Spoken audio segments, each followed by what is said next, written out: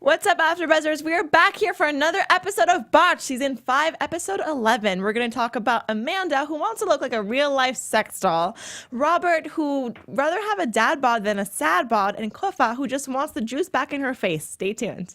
You're tuned in to AfterBuzz TV, the ESPN of TV talk. Now, let the buzz begin. Boom! All right, we are back. Another very, very special episode. Thank you guys so much for tuning in. I am your host, Juliet, Vibert, and I'm here with the lovely Tyra, Prude. How are ya? I'm good. How are you? Good. What a packed episode we got. Packed episode. V-Day special. V-Day special. Nothing really about Valentine's Day, though. Nothing about Valentine's Day. Yeah, they weren't really on theme with this one, but we still have so much to discuss. So tonight we're going to be breaking down Kofa, Robert, and Amanda, and we're also going to be talking about just the doctors back and forth. They always have a fun banter, and at the very end of the episode, you'll want to stay tuned because we have a special segment where we're going to go do like a little throwback Thursday on this lovely Thursday and talk about some celebrities who have had extreme plastic surgery. But before we get into all that fun stuff, Tyra, tell me about like the episode in general. Like, what do you think? I think this was a pretty emotional episode. I felt like this episode was really about, people just learning to love themselves and just having the doctors help build that confidence within them.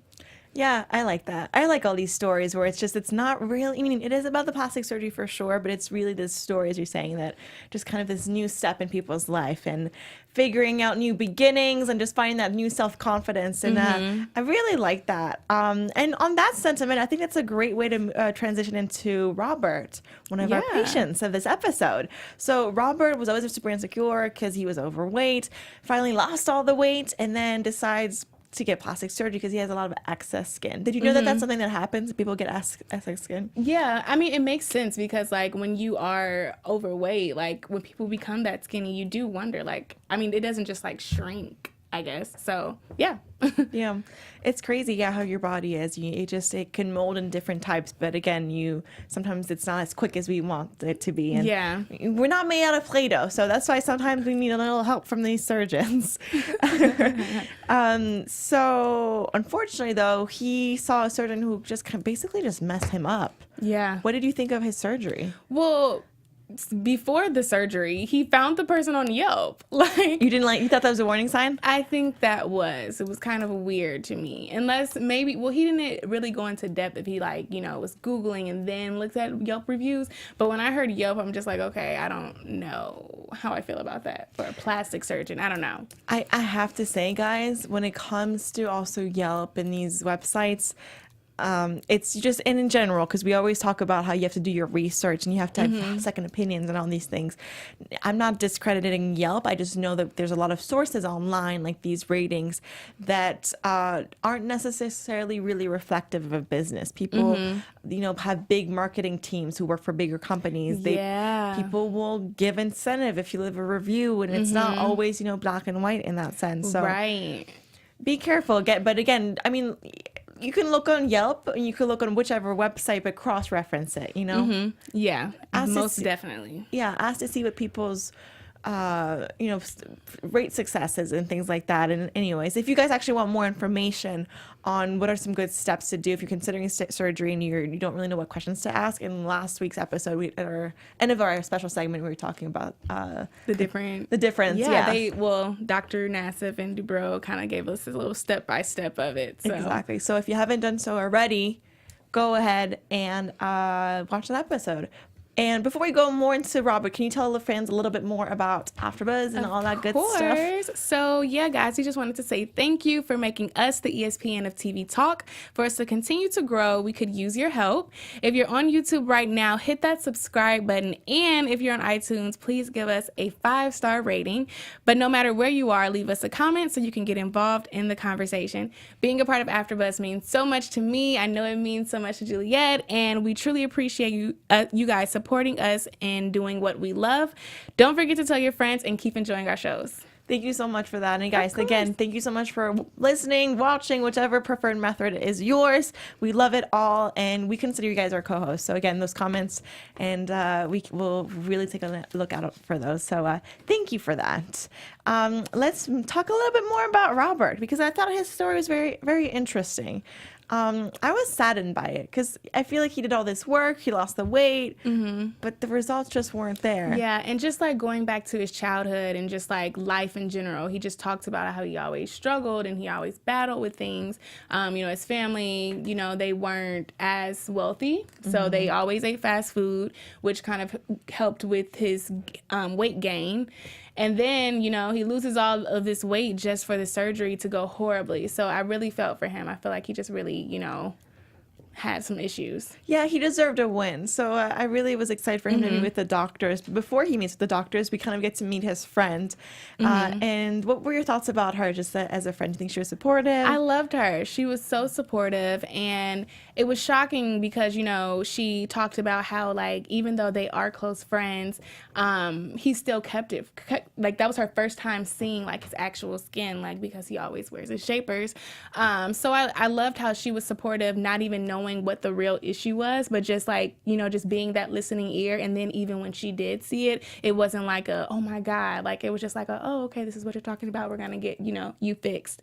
So I thought that was really cool. Yeah, I thought so too. It's always really nice when we see these poor patients who have a good support system, because I think that's very important when dealing with all of this. Yeah. So he meets with the doctors and they say that this case is going to be very tricky. And probably one of the hardest ones. Were you surprised by that? Or Not at all, because when we looked at like the images, it looks like they literally took the skin from his lower back and like pushed it up. So it kind of looks like, I don't know what, like a mushroom or something. I think he looked so square. It made me think of SpongeBob SquarePants. Yeah. Because it was just like a But square. it was like straight, and then it was like this, like rounded on the sides. So yeah, seeing that, I knew it was gonna kind of, it was gonna be tough.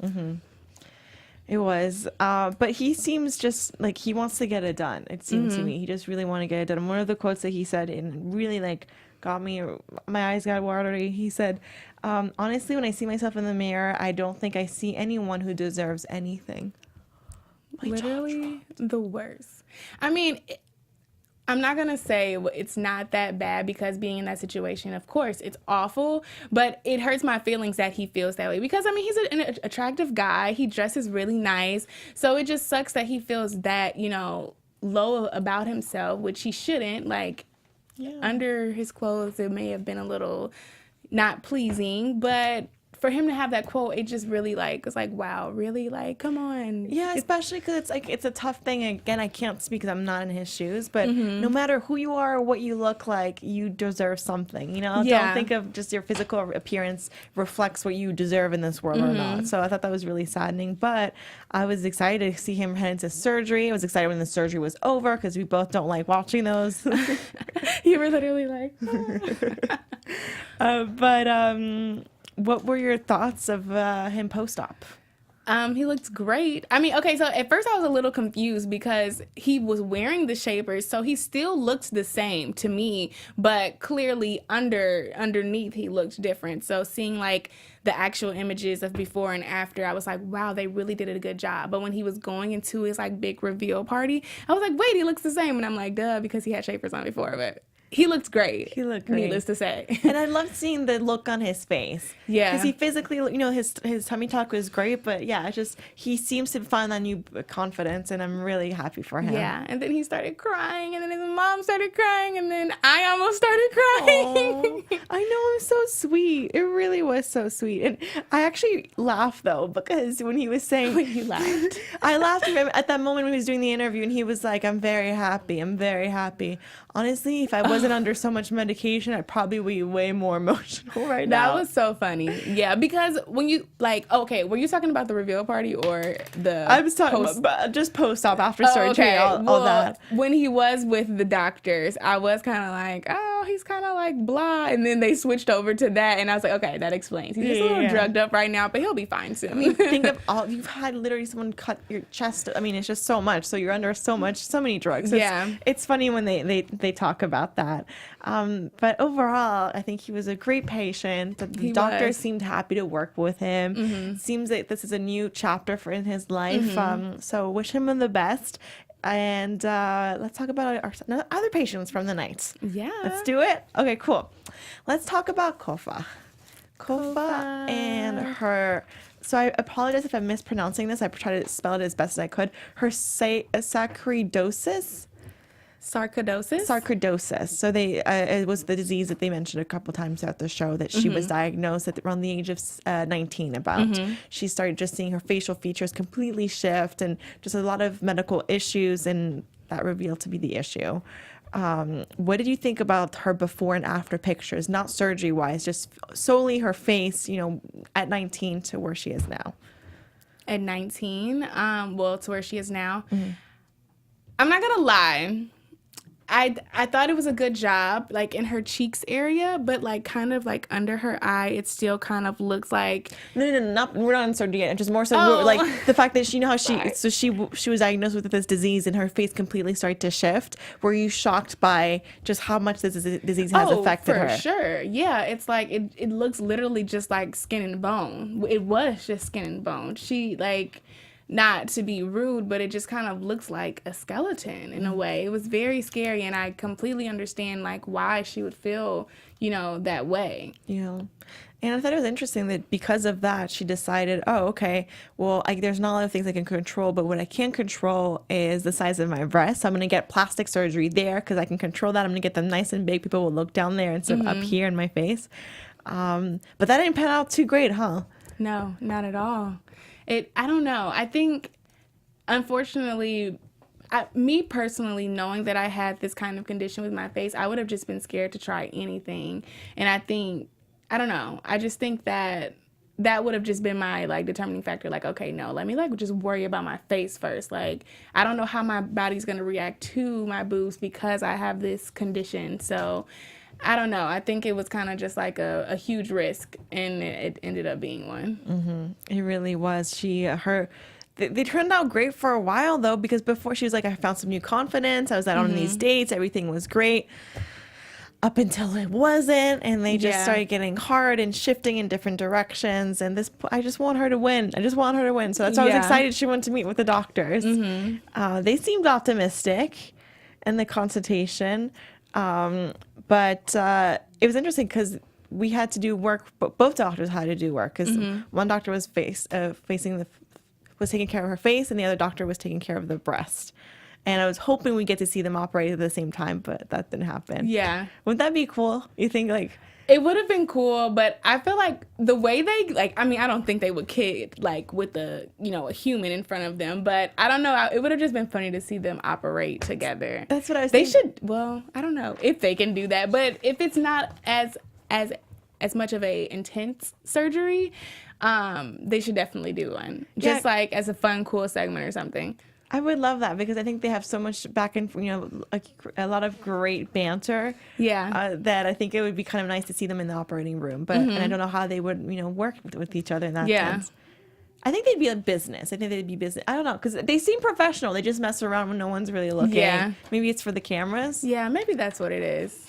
But they do it on social media too. So I think they just have that friendship where that's what they do. Before we talk more about Kofa, actually, while we're on the topic of the doctors and their banters, were there any highlights for you in terms of just the funny jokes that they had, the way that they were kidding, any moments that really stood out to you? When something was going on with the butt and they were on the floor, and then next thing you know, Dr. Dubrow was kneeing him in the butt, and it was just a lot going on this episode. They always joke, but that was kind of too much for you? Okay. I thought it was funny. I think he was trying to put a bone back into place, but he didn't really know what he was ultimately doing, and he was hurting him. And you could tell he was on the floor and he was in real pain. He was like, listen, this actually really hurts. Yeah, definitely. He said, never, I thought this was the corniest thing, and I'm sure a producer fed it to him, but nonetheless, I wrote it down in my notes. He goes, never ask a pain in your butt to help fix a pain in your butt. I was like, wait. Why did I not notice that, and I'm just now getting that joke? I was like, wait, what? Some great writing on that end. Anyways, enough with the doctors. Let's go deeper with Kofa and her surgery. So they first start off with the face. They didn't even do she wasn't even it wasn't plastic surgery, it was injections. Yeah, that was so. Well, she got what is it? Anesthesia. She got that, but the whole time as they're like just sticking the needle in and just injecting the fluids or whatever they use, it was just like very like, ooh, I don't know. It was kind of intense. Yeah, it was. But it was interesting to think they brought someone else in, and it just seemed that one of the doctors was just kind of supervising versus really actively doing it. You're right. Yeah. But again, I mean, they have the connections. I'm all for them bringing all the experts, help this poor girl find the confidence that she deserves, because this has really taken a toll on her life. They mentioned that she's a designer, but it's tough for her to find a job because people judge her when they see her physical appearance. Do you think people are that cruel? I think so. Yeah. Especially in being a designer, like, I don't know. I feel like if someone wants me to model their clothing well, honestly, it shouldn't matter, because if they're dressed nice, whatever. But I do think, unfortunately, in the fashion industry, looks are everything. So that could be why. Yeah. It's a very subjective and sometimes superficial world. So yeah, I feel for her, but that's why I'm so glad that she got the face done. Then we move on to the official surgery, which for the breast. This was messy. A mess. They were pulling out stuff, and what freaked me out is that he said, I have no idea what that is.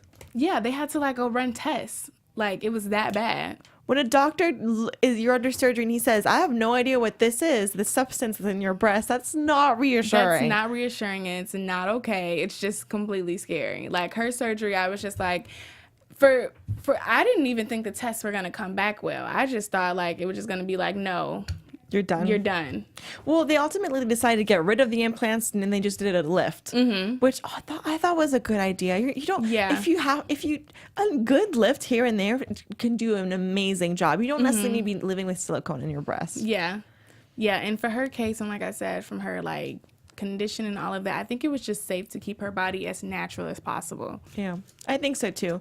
So overall successful surgeries, and we head into the reveal. We don't see many reveals like this. Usually they were with family, but this was actually with the doctors. What did you think about that choice? I thought that was really cool, and it was really unique, and I think that was just cool. It was her. She's a designer. She designed their, caps.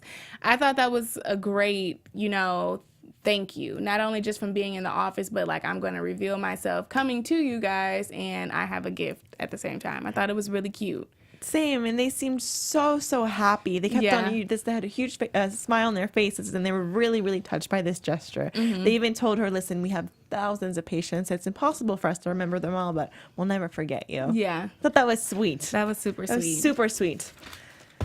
Someone I think I'm never going to forget is Amanda and her comments all episode long. Jeez. Let me just say, Amanda stressed me out the whole episode, and her boyfriend stressed me out even more. Why is that? Tell me more. I mean, he was just like what Dr. Nassif said. He needs to grow some balls. He was just so well, babe, you shouldn't do this, but he's just so go with the flow kind of thing, where it's just come on, man, be a man and put your foot down and let her know, or find someone who is more, I don't know, smarter. No offense, but yeah. It's crazy. What did you think about her whole sugar daddy situation? She has a sugar daddy who that would have drawn the line. Yeah. Are you thinking about it? Why would that? Because it's just really you got someone to just from the United States. I don't care if we don't live in the same area. But his argument was, listen, I don't care if they talk about whatever. She has a sugar daddy. He doesn't live where we live, so it doesn't matter to me. Yeah, now you guys are in the U.S., so she's probably sneaking off. I don't know. He was just very gullible and naive, and I was just kind of over it.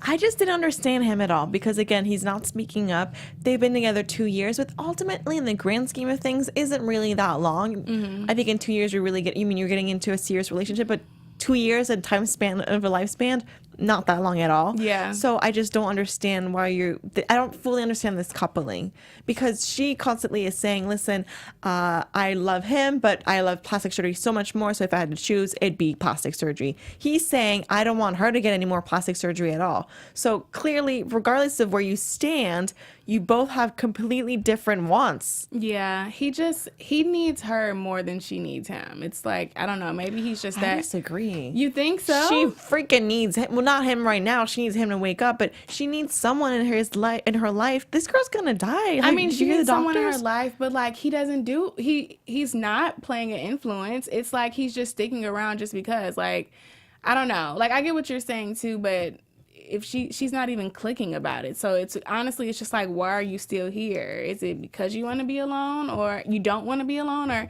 I don't know. And then it was just kind of weird to me too. It was like, I don't think she needs plastic surgery. I think she's fine the way she is. And I'm just like, she's fake right now. Like, she looks like, she's already had plastic surgery. So I don't know. It was just weird to me. It was a lot. It was a lot. It was a strange coupling. What do you think about her going to the sex doll creators and having model to be a sex doll? Because that's her ultimate she was dream. Insane. And she literally said in there, I've never been around so many girls that looked like me. Like, they were like human flesh, like real. That was so weird. Ugh. She was just a weird character, patient, client, whatever you want to call it. It's such a tough thing for me, because I feel like I don't want to be, it's contradictory what I'm about to say, but listen, I'm a big believer in no judgment, do what you please, whatever floats your boat, however you can find confidence. But it saddens me that there's places like this that are making blow up dolls for people to live out their sexual fantasies to something that's completely not real. Yeah. Again, when it comes to sexuality, live out your fantasies, but also know that they are fantasies, and like all these plastic dolls are being created, and then there's humans like Amanda who are like, I want to look at the human version of this. But I mean, that goes just back to these people who want to look like cartoon characters. Clearly this is a different world. I mean, they can physically have sex with a doll, but like seeing, like how you said, how she wants to look like it. Like, we have people who want to look like, I don't know, an alien or something. So it's just like, I don't know. Yeah, but it's beauty standards that just make me a little uncomfortable. I try so hard not to be judgmental, but that definitely, it makes me very uncomfortable that those are beauty standards, because I'm sorry to say, Amanda's not the only one. Amanda's an extreme case of this, we see this all the time on social media. Yeah, it's just kind of weird. I don't know. Like you said, no judge zone, but it's weird. I don't know. Like, to just wake up and go, I want to look like this character. I don't know. And then especially knowing that it's man-made. Like, oh, this was just someone's idea and they just like drew it up. And crazy. I don't know. But I think I wouldn't have gotten so upset at her if, like, they didn't go into the whole story about how she had a seizure during her, surgery, and then she was in a coma. And it's just like, girl, you still want to look like a doll? Like, leave it alone. She almost died and is still willing to do more plastic surgeries. What were your thoughts about the doctors just being, honestly, kind of putting her back in her place? I don't think I've seen them this upset. I think they did the right thing. Well, Dr. Nassif did. I feel like this is the second time this season that he's done that. I can't remember who else he said this to, but this is the second time. And I love it every time. I love it too. And this time, though, I feel even deeper than the last time, because he brought in his daughter. He's like, because I'm a father, maybe that's why I think this way, and why I'm getting riled up. But listen, Missy, don't do that anymore. Yeah, I thought it was he's cool. I like cool. Dr. Nassif. I like Dr. Nassif. I like Dr. Dubrow as well. Dr. Dubrow seems more like a little bit more fun and easygoing, but I've noticed that when they, how they consult before the patient comes in and they look at the pictures, Dr. Dubrow's always kind of, I don't know if he's more open-minded or he doesn't take it as seriously. And Dr. Nassif, I swear, I feel like all these patients really irritate him a lot more. Yeah. Because he's just like, what? I feel like he wants to be working on people like Kofa who have had to deal with these crazy disease and crazy circumstances and doesn't want to be dealing with the Amandas of the world. He's just kind of over it. He just wants to help people, and he doesn't want to help people fulfill the weird fantasies that they have. Exactly. So that's why no operation for Amanda. I'm not surprised. I'm sure you're not either. Not at all. Not at all. Is there anything else? I think that kind of wraps up our episode. Is there anything else you want to talk about a little bit more in depth that we haven't before? No, I think we're good. Yeah, I think we covered everything. And again, guys, that's what the comments are there for. If there's anything you want to discuss further, that's what those comments are there for. So just leave us a comment and we will discuss further. I hope that was clear because it was definitely very repetitive. With that being said, we don't have any news and gossip for this episode, but we are going to do a special segment where we go down memory lane on this Throwback Thursday and we talk about different plastic surgeries that stars have done in the past. So because of Amanda, I automatically thought about Miss Heidi Montag. If you're listening on YouTube, we have a video picture before and after of Miss Heidi Montag. If you guys don't know who she is, she's a reality TV star who's been on multiple shows, but she was mainly, first came to stardom while being on The Hills with Lauren Conrad. And she had her first plastic surgery, I think it was her nose and a little in her breast. She just did her nose and her breast, was very happy with it. And then cut to several years later, she went back and that's when she pulled an Amanda, like I would like to say. Do you remember this story at all? I don't remember, no. This made a lot of headlines back in the earlier 2000s, mid to early 2000s. She went all the way up to a crazy breast size. She was hoping to get a breast size H, like Heidi, as she had said, which is actually what Amanda is. Yeah. So she was hoping to go that big. She wasn't able to, but she was very, very close to it. She got her nose done again, her jaw. She got something done with her butt. She got lipo. This list goes on and on and on and on. It's crazy. I can't even say it to how big it was. And she did all of this at once, and she ended up on the table, staying on the table, and they said that she died for about a minute. Wow. She was probably just, so she, in the tabloid, she also compared these surgeries to Michael Jackson because Michael Jackson had some similar issues while going under intense plastic surgery. So yeah, crazy story, but right as of now, she has taken some of it out. She's toned down the boobs. She's toned down some of the surgery, and she ultimately says that she doesn't want to have any regrets in life, but that was not her smartest decisions. So this is a case where it's not an Amanda case. She decided, enough's enough. Yeah, she learned from it, and I love it. Maybe Amanda should look into her story. I think so too, Amanda. If you're listening, we're rooting for you, girl. But take example on Heidi. Heidi was beautiful before surgery. She was beautiful after her first, lighter surgeries with the breast and the nose. And I mean, it's really what's on the inside that matters. So stop wanting to look like a sex doll. Look like you, Amanda. Look like you. Look like you. Love the skin that you're in. Exactly. I think that's a great way to end the show. Yeah. Thank you so much for that. So on that note, if anyone wants to follow you on social media, any shows that you're doing currently, plug it all. Let us know. Hey guys, so you can find me on all social medias at _Tyra Prude, and you can also find me on the Dirty John After Show, America's Got Talent Champions, and Titan Games. Yes, our friend Tyra stays busy, and I heard those shows are amazing. So you guys definitely want to go catch that up. You can find me on shows here at AfterBuzz. I'm currently doing Shameless, which is on Sunday, but again, you can watch it at your convenience. That's what's amazing about digital space. Yes. It's on demand. And if you want to catch up with me on Instagram throughout the week, you can find me at Bonjour Juliet, which is hello in French, and Juliet is my name. And put those together, look me up, and it's going to be a great time, I promise. Until then, guys, we will see you next week. Bye. Bye. Our founder, Kevin Undergaro, and me, Maria Menounos, would like to thank you for tuning in to AfterBuzz TV. Remember, we're not just the first, we're the biggest in the world, and we're the only destination for all your favorite TV shows. Whatever you crave, we've got it. So go to AfterBuzzTV.com and check out our lineup. Buzz you later. The views expressed herein are those of the hosts only and do not necessarily reflect the views of AfterBuzz TV or its owners or principals.